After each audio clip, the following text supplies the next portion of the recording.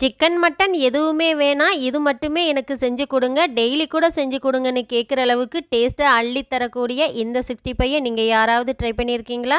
Try பண்ணியிருந்தா comment பண்ணுங்க. இல்லன்னா ஃபுல்லா நீங்க வீடியோவ ஸ்கிப் பண்ணாம பார்த்து ட்ரை பண்ணி பாருங்க. வெல்கம் டு சல்காஸ் கிச்சன். வாங்க இப்போ எப்படி செய்றதுன்னு பார்க்கலாம்.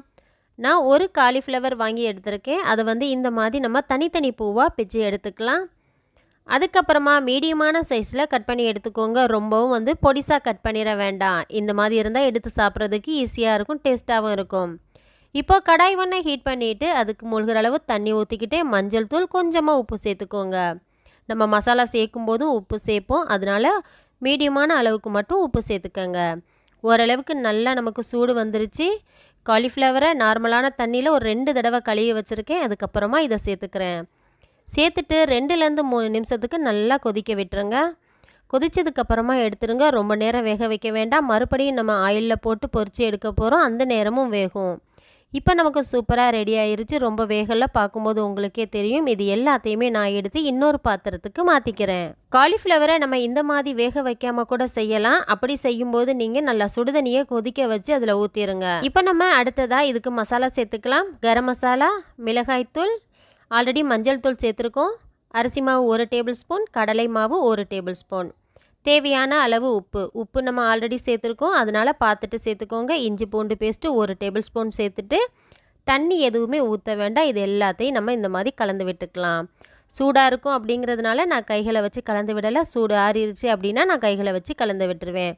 இதுக்கு முக்கியமான ஒரு பொருள் அப்படின்னா முட்டை தான்.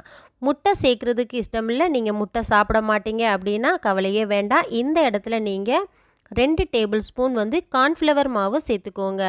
டேஸ்ட்டு கொஞ்சம் கூட மாறுபடாது, நல்லா தான் இருக்கும். இப்போ சூடு நல்லா ஆறிடுச்சு. முட்டையும் சேர்த்ததுக்கப்புறம் கைகளை வச்சு நல்லா அழுத்தி பிசைஞ்சு விட்டுட்டேன். உடனே பொரிச்சிடலாம், வைக்க வேண்டிய அவசியம் இல்லை. மசாலா எல்லாம் நமக்கு நல்லா சாந்துருச்சு. இப்போ ஆயிலை ஹீட் பண்ணிவிட்டு கொஞ்சம் கொஞ்சமாக பொரித்து எடுத்துக்கலாம். கவலையே பட வேண்டாம், இது ஒட்டி வராது. எல்லாத்தையும் ஒன்றா கூட அள்ளி போட்டு பொரித்து எடுத்துடலாம். ஒன்றோட ஒன்று ஒட்டவே ஒட்டாது. இப்போ இது எல்லாத்தையுமே ஆயிலில் சேர்த்ததுக்கப்புறமா மெதுவாக இது எல்லாத்தையும் திருப்பி போட்டு விட்டுக்கோங்க. நல்ல வாசமாக இருக்கணும் அப்படிங்கிறதுனால ஃப்ரெஷ்ஷாக இருக்கக்கூடிய கருவேப்பிலை 1 கொத்தை மட்டும் இந்த மாதிரி பிச்சு போட்டுட்டு நீங்கள் பொரிச்சிங்கன்னா பொரிக்கும் போதே காலியாயிரும். எல்லாருமே எடுத்து சாப்பிடுவாங்க, அந்தளவுக்கு வாசமாக இருக்கும். இப்போ பார்த்தீங்க அப்படின்னா எல்லாமே நமக்கு நல்லா பொரிஞ்சு வந்துருச்சு. இப்போ இது எல்லாத்தையுமே நம்ம தனியாக எடுத்துக்கலாம். இந்த மாதிரி எடுக்கும்போது நல்ல அகலமான ஒரு கரண்டியாக வச்சு எடுத்துக்கோங்க. எடுத்திங்கன்னா நல்லா ஆயில் அதிகமாக குடிச்சிருக்காது. நார்மலாக ஒரு தட்டிலேயே சேர்த்துக்கிட்டேன். முட்டை சேர்த்துருக்கிறதுனால ரொம்பவே டேஸ்ட்டாக இருக்கும். இப்போ நம்ம மிச்சம் இருக்கக்கூடிய எல்லாத்தையுமே ஆயிலில் சேர்த்துக்கிறேன். நான் 2 டைமாகவே பொரித்து எடுத்துக்கிட்டேன்.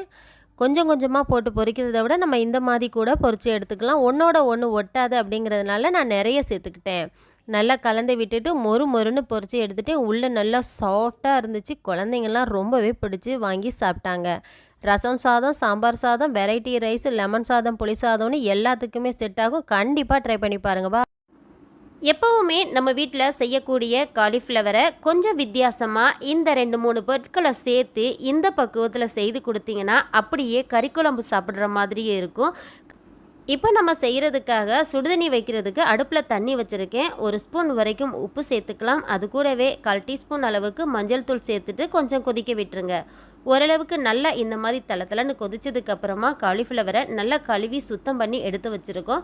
அதை சுடுதண்ணியில் போட்டோம்னா ரொம்ப நல்லது. சின்ன பூச்சி புழுக்கள் இருந்தாலும் நமக்கு அப்படியே வந்துடும்.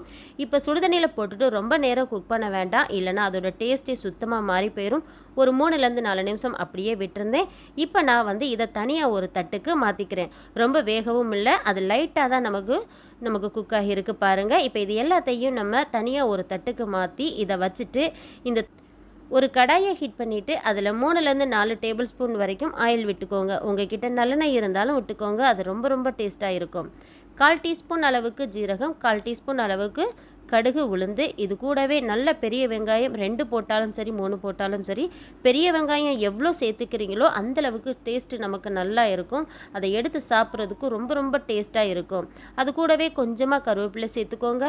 நல்லா இந்த மாதிரி வதக்கி விட்டுக்கோங்க. நல்லா கண்ணாடி பதத்துக்கு வரணும். இப்போ இது கூடவே 2லேருந்து 3 தக்காளி நல்ல பழுத்த தக்காளியாக கட் பண்ணிவிட்டு சேர்த்துக்கோங்க. இந்த தக்காளி எல்லாமே நல்லா மசிஞ்சு நமக்கு நல்லா வதங்கி வரணும். இப்போ இந்த தக்காளியும் வெங்காயம் வேகிற அளவுக்கு நமக்கு தேவையான அளவு உப்பு சேர்த்துக்கலாம். காலிஃப்ளவர் வேகும்போது அதுக்கு தேவையான அளவு உப்பு சேர்த்துருக்கோம். ஸோ அதனால உப்பு அளவுகள் வந்து கரெக்டாக கம்மி பண்ணி சேர்த்துக்கோங்க.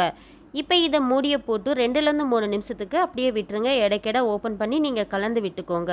இப்போ இது கூடவே ஒரு 3 பச்சை மிளகாய், மஞ்சள் தூள், கரம் மசாலா, 1/4 டீஸ்பூன் அளவுக்கு மிளகாய்த்தூள் சேர்த்துக்கிட்டேன். அளவுக்கு அதிகமாக காரம் தேவையில்லை. நம்ம மிளகு சேர்த்து அரைக்க போகிறதுனால அந்த காரம் நமக்கு சரியாக இருக்கும். இப்போ இது எல்லாத்தையும் நல்லா கலந்து விட்டுட்டு அடுப்பை வந்து நல்லா சிம்மில் வச்சுட்டு குக் பண்ணுங்கள். இப்போ காலிஃப்ளவர் நம்ம சுத்தம் பண்ணி வச்சுருக்கோம். அதை எடுத்து இது கூட சேர்த்துக்கலாம். சேர்த்துட்டு அந்த மசாலா எல்லாம் நல்லா இறங்கணுன்றதுனால இப்போ இது கூட ஒரு 4 டேபிள் ஸ்பூன் அளவுக்கு தண்ணி சேர்த்துக்கலாம். இந்த தண்ணியை நம்ம ஊற்றுறதால அளவுக்கு அதிகமாக தண்ணி ஊற்றிட வேண்டாம். இந்த தண்ணியை ஊற்றினோம்னா அந்த மசாலா எல்லாமே அந்த காலிஃப்ளவருக்குள்ளே இறங்கி நல்ல ஒரு டேஸ்ட் நமக்கு தரும். இந்த தண்ணி எல்லாமே நல்லா வற்றி வரணும். இப்போ இதை வந்து எல்லாத்தையும் நல்லா கலந்து விட்டுட்டு சமமாக இந்த மாதிரி எடுத்து விட்டுட்டு ஒரு மூடியை போட்டு மூடி வச்சுட்டு இப்போ அதுக்கு மசாலா ரெடி பண்ண ஆரம்பிச்சிடலாம். முக்கியமாக 1/2 ஸ்பூன் வரைக்கும் மிளகு, 1/2 ஸ்பூன் வரைக்கும் நம்ம ஜீரகம் எடுத்துக்கிட்டு இதை கொரகொரப்பாக அரைச்சிட்டு அதில் 5-6 பற்கள் பூண்டு இதையும் சேர்த்துட்டு முக்கியமாக இதில் 1 ஸ்பூன் வரைக்கும் பொட்டுக்கடலை சேர்த்துக்கோங்க. அதுதான் முழுமையான டேஸ்ட்டை நமக்கு கொடுக்கும். இந்த மாதிரி நல்லா கொரகொரப்பாக அரைச்சிட்டு அதை மிக்ஸி ஜாரில் இந்த மாதிரி உரங்களில் இருக்கக்கூடியது எல்லாத்தையுமே எடுத்து விட்டுருங்க. இப்போ ஓப்பன் பண்ணுங்கள். நல்லா ஆயில் பிரிஞ்சு வந்திருக்கு பாருங்கள். இது எல்லாத்தையுமே நல்லா இந்த மாதிரி கலந்து விட்டுக்கோங்க.